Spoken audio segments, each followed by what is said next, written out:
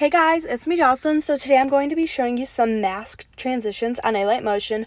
Now, if you don't know what a mask is, it's basically a cutout of a person or an object in a video or photo, and it has no background on it. It's just that specific individual clip that you're using. So yeah, I just wanted to preface that. Also, a way to easily mask your photos is to go to removebg.com.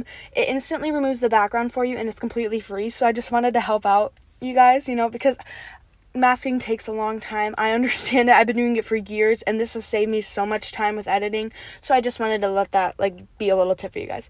So yeah, let's just get started. So this is the first transition that I'm going to be showing you right here. It's like a mask zoom in, fade out. I don't know how to explain it. I don't really have a name for it. So just kind of do as I am, I guess. So you're going to want to have your photo set up like this first of all. I'm going to start with the bottom clip. So I'm just going to hide this first clip up here. And I'm going to remove the keyframes on this bottom clip as well, just so I can show you guys the actual how to do it. So right about halfway through my first clip before the second photo, the mask fades in, what I do is I went to transform. I added 2 keyframes, one at the beginning and one almost near the end. And I slid my photo down like this. Now you're probably wondering, that's showing blank background. It won't be once you do the zoom in keyframes. So once you have it slid down like this, just go in between them and add on a in-graph. So you can add on a really fast in-graph, a really smooth in-graph. It's basically just add on any in-graph, I guess.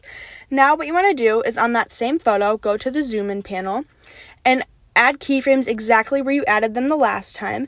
But instead, this time, what you're going to want to do is you're going to want to zoom in your photo. Now, obviously, your photo is going to look a little wacky after this, and you'll be like, why do I want to look like that? It's not going to look like that, I promise. And you can basically add the exact same in-graph on this photo as well. So as you can see, the photo is kind of going down and zooming in like that. I'm going to actually stretch this all the way to the end as well with my transform keyframe. I don't know why I put them right there, but yeah, just make sure to have those to the end of your clip. Now we're ready for the mask part. So add in your mask that you cut out, and first things first, you're going to want to do an opacity fade on it. So add 2 keyframes for opacity, one at the beginning and one near the middle of your photo. Make the second one 100 and make the first keyframe 0. So as you can see, it's fading in like that. So you're basically going to want to do the exact same thing that you did with your other clip, but instead this time you're just going to be zooming it in and out. So I'm going to just go ahead and get rid of that opacity fade real quick, just because it does make it a little bit hard to see the photo. So yeah.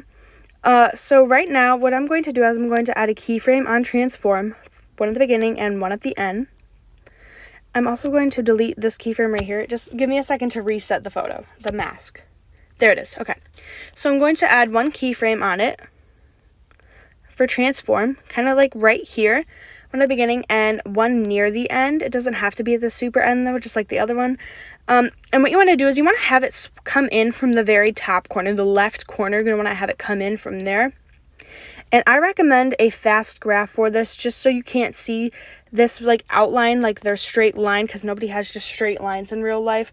I recommend making it come in really fast, but that's just my preference. If that doesn't matter to you, then do whatever graph you'd like. As you can see, it's coming in like this. So now what you want to do is you want to go to zoom in and you want to have it adjusted. So you want to add a keyframe at the beginning and one near where the slide stops and have it zoom in just a little bit like this. I'm going to add on a kind of a subtle outgraph for this one. Now it is time for your blending opacity fade. If you already did this, that's completely fine. I'm just going to redo mine because I had to get rid of it at first. But yeah, so I'm just going to do an outgraph on that. And this is kind of how it should come out. If it doesn't look exactly like you'd like it, adjust the keyframes, because that's what I'm finding I've already messed up here. So once this starts zooming in is when I will move the photo to start moving as well.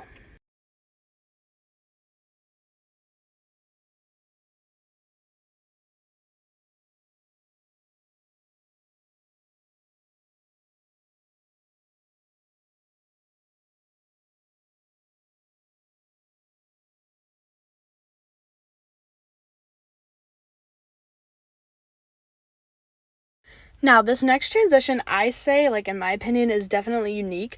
I haven't seen it done too often, so I think this would also be considered as a unique or creative transition. So yeah, this transition is basically where the masked photo zooms out and then kind of fades into its original form.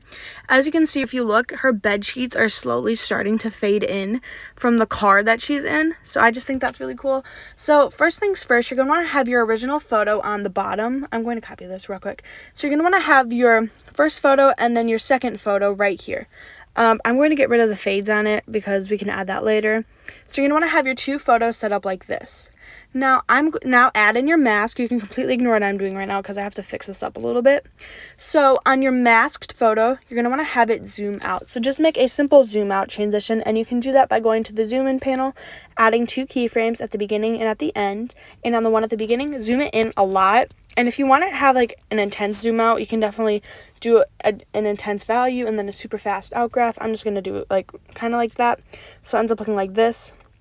Now, as it is zooming out, you're going to want to have your bottom photo, the masked photo's original version before it got masked, I guess. You're going to want to have that fade in. So make sure the opacity is at 0%. And towards the end, at the very end, add a keyframe and increase the opacity on that. Now, you can make the background brighter if you'd like, just to make it more intense and well-known. The issue is my colors kind of blend together. The car colors and her bed sheets, they kind of blend together. But if you had two different photos, it'll definitely look a lot better. And this is what it should end up looking like. I really like this transition. I think it's creative in my opinion. Obviously, we all have our own opinions about things, so take that as you will. If I had any like tips on this, it would probably be to do a zoom out on your first clip because it does look kind of plain if you don't. Also, motion blur. Motion blur will fix everything. And this is what the final result should look like.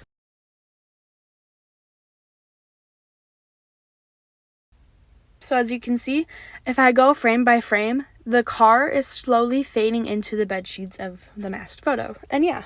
Now, this last transition is mostly for soft or aesthetic edits, or if you basically just need a transition filler, it is a mask opacity fade up. So basically what you're going to do is you're going to want to zoom out your masked photo. You're going to need multiple for these. So like I said, that remove background would definitely help you out in this case because that's what I use when I do this type of transition. So what you want to do is you want to have all your masked photos, or you can even call them a PNG. That's just simpler to me, in my opinion.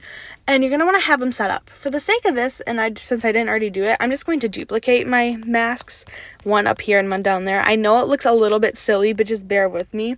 It'll look good in the end, I promise. So I'm just going to cut these to the duration that I'd like them to be. Just going to be 1 second with that. So as you can see, we have one mask right here.